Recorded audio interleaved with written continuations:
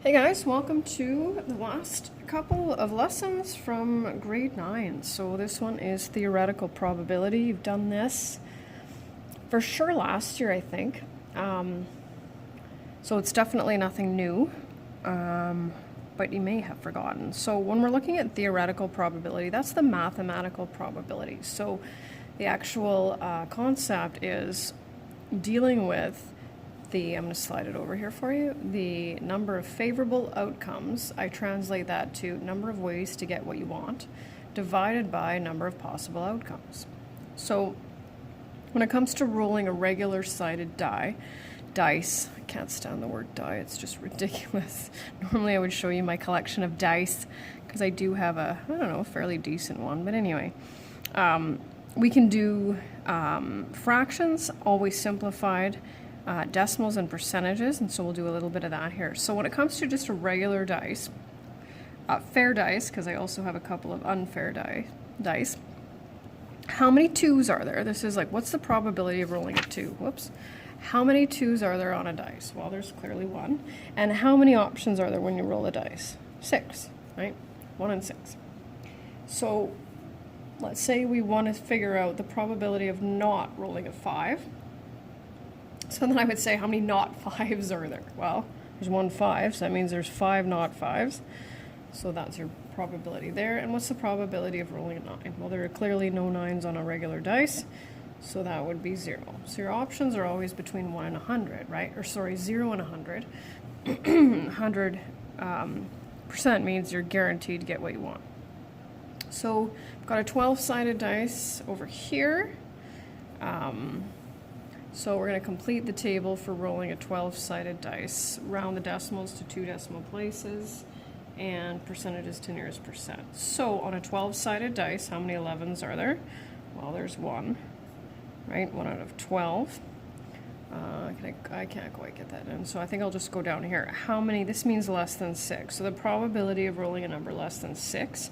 6 does not count, so we're dealing with 1, 2, 3, 4, 5. That's 5 options of 12.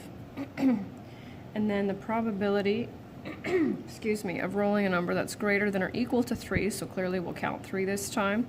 3, 4, 5, 6, 7, 8, 9, 10, 11, 12 gives us 10 options. And by what will we divide this fraction in order to simplify it? 2 over 2, right? And not that I need to see this, I just really want to reinforce this. We're going to need it a lot next year. So 5/6. So now we can see it all. So converting from fractions to decimals, we go 1 divided by 12, 0.08. Multiply the decimal by 100 to get the percentage, 0.42. I don't think you need my help with this, which is why I'm flying through this. There we go. And another scenario here. Each letter of the word chocolate is on a different card. All of the cards are the same size. The cards are shuffled and one is drawn. Complete the table. So very, very similar, except dealing now with obviously not a dice. So we need to count the number of H's in the word chocolate. There are 9 letters in total. There's 1 H in chocolate. And my options now are C or an A, so there's 2 C's in chocolate and 1 A, so that's 3 over 9, right? Or 1/3. You can just write 1/3, it doesn't matter to me. And the probability of choosing a vowel, let's see, we have 2 O's, an A, and an E. And I like using 9 just because the decimals are cool.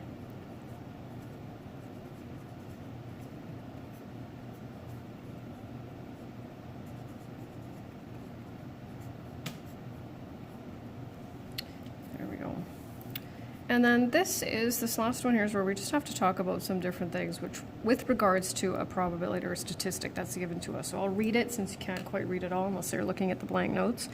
A health magazine claims that people who exercise 3 times per week for an hour each time reduce their risk of heart disease by 40%. Monica plays soccer 3 times a week for an hour each time. Monica thinks she has reduced her risk of heart disease by 40%. So we want to look at the assumptions that Monica is making So first assumption is that the statistic is accurate, right? There's statistics out there, and I'm not saying they're all incorrect, but how they came up with that might be questionable in some cases. So the first thing that we're going to say is the statistic is accurate. Now, when Monica plays soccer 3 times a week, is she exercising an hour each time? I mean, that's a fairly, I would say, strenuous activity, but perhaps she's, on the sidelines for a lot of it too. Who knows? So exercising an hour each time. And then what we want to do is just look at other factors that could affect her risk of heart disease. So what she eats, right? Her diet. So just because she exercises 3 times a week, if she has a crappy diet, that's going to contribute to that. Family history, right, of heart disease. What else?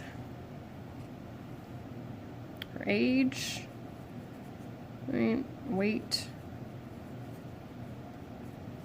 and I would say habits. So when I had my surgeries, I'm going to say that I was asked each time if I was a smoker, because that affects the your healing time. So and that's that. So I'll post the assignment, of course, with the answer key. And then we only have one more lesson, and I'm going to call this my fun one. Sucks that I won't be able to watch you do it, because I'm going to miss it, but that's okay. You can let me know what your results are if you want from tomorrow's. All right, see you soon.